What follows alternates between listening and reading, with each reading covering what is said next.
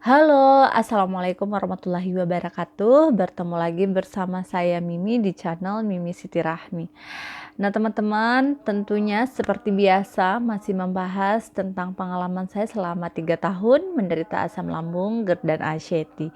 Tapi saya ingatkan lagi buat teman-teman supaya saya lebih semangat lagi bikin video-videonya supaya channel ini lebih berkembang. Saya mohon dukungannya kepada teman-teman untuk like, share, and subscribe channel ini. Dan jangan lupa nyalakan loncengnya untuk notifikasi video terbaru dari saya. Nah, teman-teman, kali ini di video ini saya bakal menjawab pertanyaan dari salah satu teman kita ya. Dan di sini bakal saya bahas juga supaya yang lainnya nanti bisa, kalau ada pertanyaan lagi nanti tinggal saya kasih video ini ya sebagai jawabannya supaya tidak bertanya lagi. Kalau saya jawab di kolom komentar itu kadang ada lagi yang bertanya hal yang sama. Kadang-kadang capek juga yang menjelaskannya gitu. Kalau dijelaskan 1-2 kata takutnya nanti tidak paham, gagal paham gitu ya. Karena asam lambung ini nggak bisa dijawab dengan ya tidak aja sih sebenarnya ya teman-teman ya. Ada perintilan di belakangnya ya teman-teman, makanya lebih baik saya jawab lewat video aja. Siapa tahu nanti kalau ada yang bertanya lagi teman-teman bisa tonton video ini. Nah, kemudian ya teman-teman, supaya teman-teman itu paham ya, alangkah bagusnya teman-teman itu tonton videonya, itu jangan di skip-skip supaya mengerti ya. Jadi ada beberapa yang kadang pembahasannya itu sudah saya jelaskan panjang lebar di satu video, kemudian di komentar malah bertanya tentang penjelasan tadi gitu. Jadi saya mikirnya apa dia baca, apa dia nonton, atau cuman baca judul aja, atau memang penjelasan saya yang kurang dimengerti ya. Jadi saya bertanya-tanya gitu ya, penasaran aja gitu, apa memang tidak mengerti, apa memang daya tangkap sedang berkurang karena kena GERD dan ACT ya teman-teman. Jadi saya anjurkan coba tonton ya videonya, jangan sekedar judul ya. Kalau memang mau sembuh ya teman-teman, kita itu harus total ya. Kalau masih separuh-separuh ya hasilnya separuh-separuh juga ya teman-teman. Itu anjuran dari saya, karena seperti yang sering saya bilang berkali-kali ya, alhamdulillah saya sembuh dengan nonton YouTube ya. Sudah banyak obat, sudah banyak sudah ke dokter, ke banyak dokter, sudah berobat ke sana ke sini juga, dari ke tabib, ke spesialis, ke orang pintar juga, udah pergi dipijat tapi nggak sembuh. Sembuhnya cuma 1-2 bulan udah nanti kambuh lagi. Tapi alhamdulillah setelah nonton YouTube betul-betul bertekad, betul-betul melakukan anjuran-anjurannya, alhamdulillah sembuh ya teman-teman, berkat izin Allah juga pastinya ya teman-teman. Nah, jadi yang akan saya jawab dan yang akan saya bahas itu adalah tentang hubungan asam lambung, GERD dan ACT dengan siklus menstruasi atau pramenstruasi ya teman-teman. Nah, ini terkhusus konten sebenarnya buat perempuan ya, karena kalau untuk laki-laki dirasa tidak perlu ya, karena memang tidak mengalami menstruasi. Jadi saya jelaskan lagi ya teman-teman. Sebelumnya pasti sudah tahu juga ya, yang pramenstruasi itu adalah gejala sebelum kita mens ya teman-teman. Nah, kalau saya pribadi dan kebanyakan orang juga ya, sebelum mens itu semingguan atau 2 minggu udah ada tanda-tandanya gitu. Jadi salah satunya itu memang ada tanda-tanda yang persis dengan sensasi asam lambung, GERD dan ACT, seperti kayak lemas gitu ya, kemudian sakit pinggang, sakit punggung. Nah, kalau kita mau mens kan kayak gitu ya teman-teman, terus nyeri-nyeri gitu ya, nyeri-nyeri di badan. Kalau asam lambung, GERD dan ACT juga sering nyeri-nyeri gitu ya teman-teman ya. Jadi ada beberapa kesamaan ya teman-teman. Nah, tapi saya mau menjelaskan dulu ya, gejala PMS itu apa aja yang saya rasakan ya. Yang pertama, kalau dari fisik ya, itu terasa payudara kayak membengkak gitu, terus nyeri ya teman-teman, nyeri apalagi kalau tersentuh atau kesenggol gitu ya teman-teman. Kemudian tadi sering sakit punggung dan sakit kepala, terus sakit pinggang. Kemudian yang ketiga itu muncul jerawat ya, muncul jerawat. Kalau saya nafsu makan saya jadi berkurang. Yang di awal-awal mau menstruasi itu nafsu makan berkurang. Cuman pengennya ngemil yang manis-manis atau makan yang manis-manis. Nanti ketika udah hari ketiga mens, nanti mulai lagi nafsu makannya normal atau bahkan bisa jadi kadang-kadang meningkat ya. Kemudian badan terasa nyeri, lemes ya, terutama di lutut ya, kegemeteran gitu, merasa lelah. Kemudian dari mood ya, dari mood itu mudah sensi, kemudian gampang sedih, gampang nangis ya. Suasana hati tiba-tiba berubah-ubah, kadang jadi bahagia, kadang sedih ya, drastis gitu ya perubahannya. Kemudian susah tidur ya, atau bisa jadi pengen tidur terus. Nah jadi gejala pramenstruasi ini ya teman-teman ya, kalau yang saya alami, kemudian pengalaman saya di sekitar, ada yang tidak merasakan loh gejala pramenstruasi ya. Tapi ada juga yang merasakan lebih parah lagi sampai pingsan ya. Kemudian ada yang standar normal-normal aja. Nah, bagaimana yang terjadi kepada saya ya selama saya juga kena asam lambung GERD ACT itu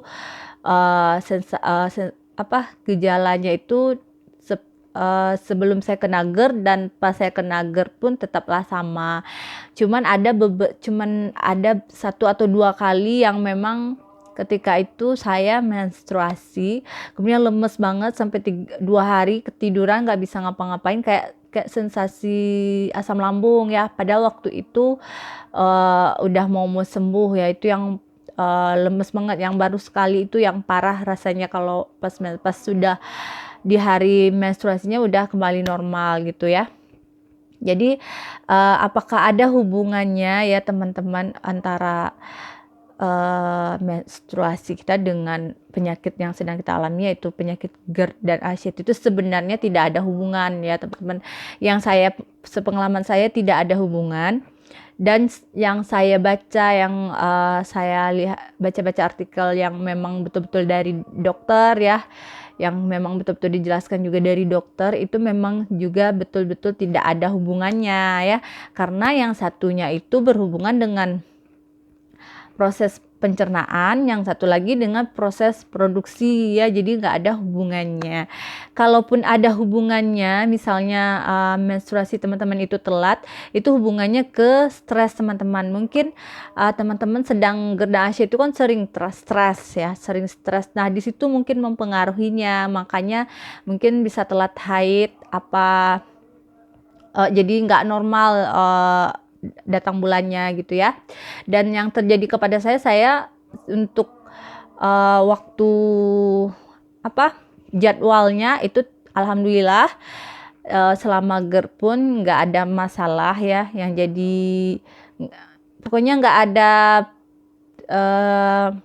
terlambat, nggak, pokoknya normal ya kayak sebelumnya gitu. Cuman waktu saya awal-awal menikah itu aja yang jadwalnya agak berantakan gitu, agak terlambat gitu ya teman-teman. Dan itu saya udah konsultasi ke dokter, dan memang katanya itu paling karena kecapean, perubahan hormon setelah menikah, tidak ada pengaruhnya dengan GERD dan ACT ya teman-teman. Nah kemudian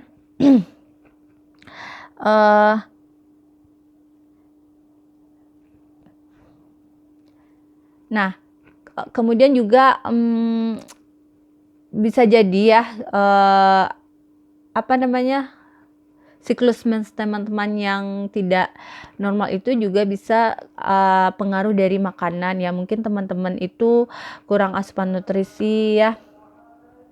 Kemudian yang mengganggu, yang akan menyebabkan gangguan lambung dan mengganggu siklus haid gitu. Nah, yang tanpa kita sadari muncul secara bersamaan, bisa aja seperti itu ya teman-teman. Jadi selain stres tadi ya teman-teman, yang mempengaruhinya juga yang seperti saya tadi, karena hormon yang ada di dalam tubuh ya teman-teman. Jadi bisa mempengaruhi haid kita ya teman-teman. Kayak yang saya bilang tadi, saya waktu awal-awal menikah ya, itu betul-betul tidak normal ya, keluarnya nggak lancar, tetes-tetes gitu. Sampai menstruasi itu lebih dari 10 hari ya teman-teman ya. Jadi setelah saya konsultasi ke dokter, ternyata memang nggak ada kaitannya dengan asam lambung ya. Yang kaitannya cuman karena memang pengaruh hormon, karena sudah menikah ya, dan pengaruh aktivitas setelah menikah. Jadi waktu itu setelah nikah itu kan kebanyakan pergi-pergi gitu ya, pergi-pergi, kurang istirahat. Nah jadi itu yang mempengaruhinya. Jadi buat teman-teman yang bertanya ya, yang tadi bertanya apakah ada pengaruh asam lambung kita terhadap siklus haid, itu tidak ada ya teman-teman. Kalaupun ada itu hanya kalaupun haidnya tidak teratur, itu pengaruhnya karena stres tadi, karena mungkin kurang nutrisi dan pengaruh hormon. Tapi hubungan secara langsung itu sebenarnya nggak ada. Kalau soal keluhan PMS-nya yaitu normal ya, yang gemeteran, yang lemes, yang nyeri-nyeri di badan itu normal. Saya pun merasakannya, walaupun waktu sebelum kena GERD pun sudah seperti itu, lemes ya teman-teman. Merasa lelah ya, kayak hampir sama dengan sensasi GERD dan anxiety, tapi itu bukan sensasi GERD dan anxiety ya, tapi itu memang real gejala dari PMS gitu ya, pramenstruasi. Nah teman-teman, kira-kira segitu dulu penjelasan dari saya, mudah-mudahan bisa dipahami ya. Mudah-mudahan bisa menenangkan hati teman-teman ya, supaya tidak cemas-cemas terus ya.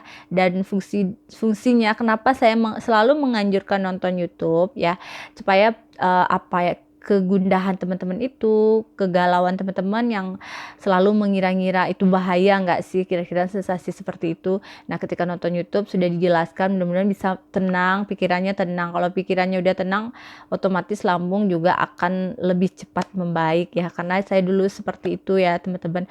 Kita ini penderita GERD anxiety itu apa yang terasa sedikit selalu dihubung-hubungkan ya dengan kadang dengan penyakit lain, terus mikirnya langsung apakah ini bahaya, apakah ini bisa menyebabkan ini itu segala macam ya.